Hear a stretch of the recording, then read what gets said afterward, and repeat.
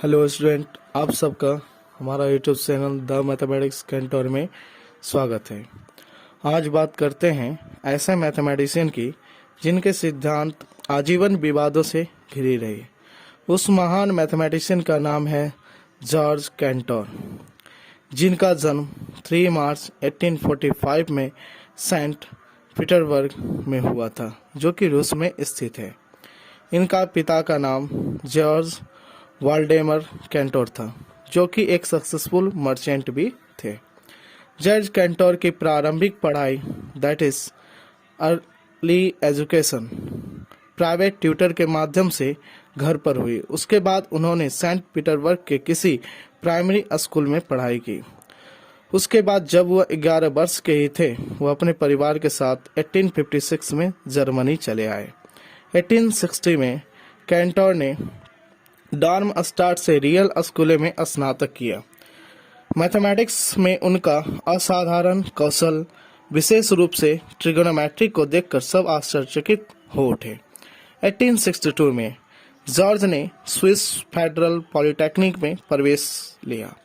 1863 में उनके पिता का स्वर्गवास हो गया। तब कैंटोर ने अपनी आगे की पढ़ाई बर्लिन विश्वविद्यालय से पूरी की। 1867 में मैथमेटिक्स के क्षेत्र में डायरेक्ट की उपाधि ग्रहण की। इन्होंने सेट थ्योरी का सिद्धांत दिया, जो आगे चलकर फंडामेंटल थ्योरी बन गई।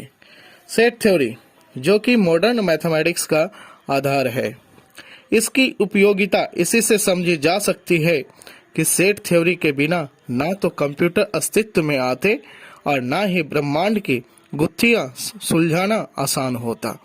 कैंटोर ने दो सेट के बीच 1-1 ऑन टू फंक्शंस के इम्पोर्टेंस के बारे में भी बताया। इन्होंने कार्डिनलिटी और ऑर्डिनल को डिफाइंड किया। इन्होंने कहा किसी सेट की कार्डिनलिटी वह संख्या होती है जो सेट के नंबर ऑफ एलिमेंट्स को बताती है। कैंटोर ने कहा यदि दो सेट ए और बी के बीच एक bijective function that is 1-1 onto functions defined कर लें तो दोनों सेट आपस में सिमिलर हो जाएंगे। हम यह कह पाएंगे दोनों सेट की कार्डिनलिटी सेम होगी। इन्होंने काउंटेबिलिटी और अनकाउंटेबिलिटी को भी डिफाइन किया। काउंटेबल वैसे सेट को कहेंगे जिन्हें एक ऑर्डर में रखकर यह बताया जा सकता है कि एक संख्या के बाद अगली संख्या क्या होगी। इन्होंने कहा यदि कोई सेट नेचुरल नंबर सेट के सिमिलर दैट इज एक फंक्शन डिफाइन कर लें जो 1-1 ऑन टू हो इन दोनों सेट के बीच, तो वह सेट नेचुरल नंबर सेट के सिमिलर होगा और उस सेट के एलिमेंट को नेचुरल ऑर्डर में रख सकते हैं एंड देन वह सेट काउंटेबली इनफाइनाइट हो जाएगा। अदरवाइज वह इनफाइनाइट सेट अनकाउंटेबल हो जाएगा। यहीं से इनको ये आइडिया मिला कि हम इनफाइनाइट सेट के infinite that is infinite set का इनफाइनाइट कहने का मतलब यह होता है कि इनफाइनाइट सेट की कार्डिनलिटी को कंपैरिजन कर सकते हैं। इन्होंने बताया कि इनफाइनाइट सेट की कार्डिनलिटी को हम कंपैरिजन कर सकते हैं। इनके पहले जो भी मैथमेटिशियंस थे उनका मानना था कि सारे इनफाइनाइट दैट इज सारे इनफाइनाइट सेट की कार्डिनलिटी सेम होती है और वह इनफाइनाइट के इक्वल होती है। इन सब का ये कहना था कि इनफाइनाइट के बियॉन्ड हम कुछ नहीं सोच सकते। सो इन सब के अकॉर्डिंग नेचुरल नंबर सेट की कार्डिनलिटी, रियल नंबर सेट की cardinality, set of points on circle की कार्डिनलिटी सब इक्वल थी। बट कैंटोर ने इनफाइनाइट की सत्ता को चुनौती दिया। उन्होंने कहा कि इनफाइनाइट से आगे भी कुछ है।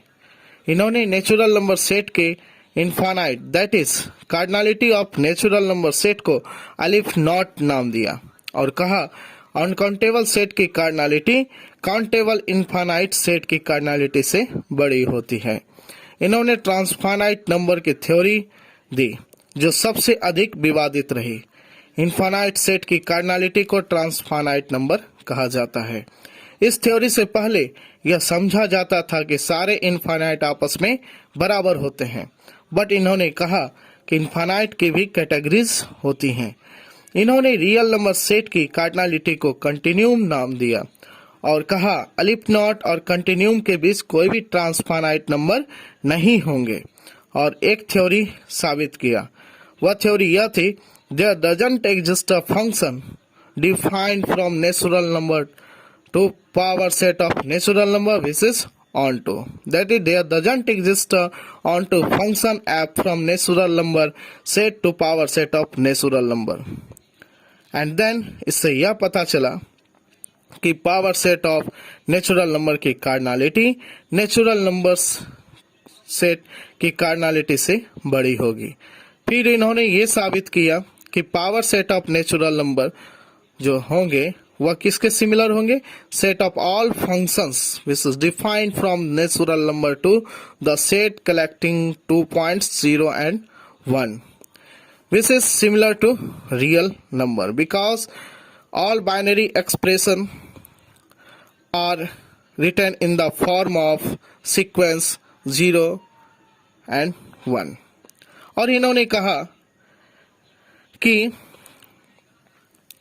Power set of natural number similar होंगे रियल नंबर का, और रियल नंबर सिमिलर होगा set of all sequences whose terms belongs to the set containing 0 and 1।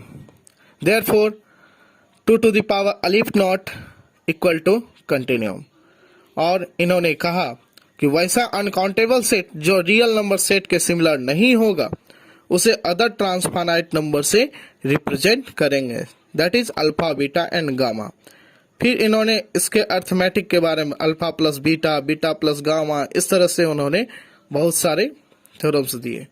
Canter के अकॉर्डिंग वृत्त, कैंटर के अकॉर्डिंग सर्कल चाहे जितना भी बड़ा बना दिया जाए उनमें इनफाइनाइट पॉइंट्स होंगे, जो कि दैट इज उस पर प्रेजेंट नंबर ऑफ पॉइंट्स बराबर होंगे, क्योंकि हम सारे सर्कल को कॉन्सेंट्रिक रख कर सब सर्कल के पॉइंट्स को 1-1 ऑनटू मैप करवा सकते हैं by drawing a line from centre.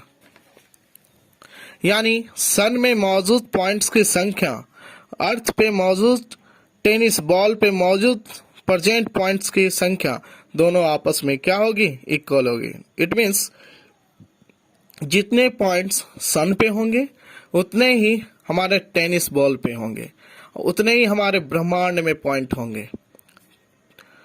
Canter ने फंक्शनल थ्योरी पे भी काम किया और फंक्शंस के बीच डिफरेंट रिलेशंस को स्थापित किया। उस समय के स्थापित गणितज्ञों ने उनकी खोजों को गणितीय नियमों से बाहर बताया। कुछ ने कहा कि उनके नियम गणित से ज्यादा अध्यात्म हैं।